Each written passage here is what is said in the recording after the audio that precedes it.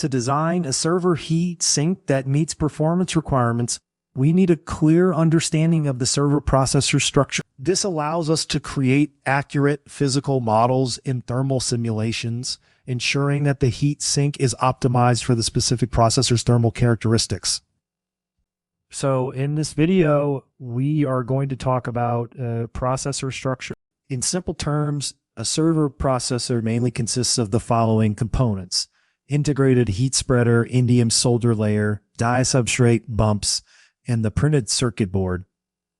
The material of the IHS is copper with a nickel plating on the surface. The solder sheet is indium that bonds the copper to the chip, and its thermal conductivity is an order of magnitude higher than that of thermal paste. The wafer is made of silicon, whose thermal conductivity is a function that varies with temperature.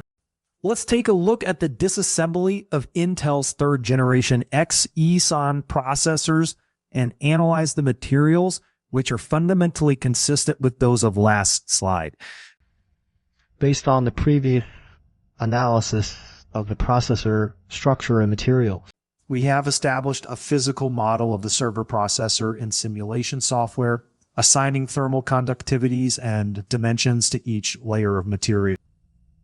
This is a relatively sophisticated thermal simulation model that helps us closely approximate the actual working conditions of the processor. Thanks for watching, and next video is about server heatsink design. If you would like to know more, you can visit our website or send us an email.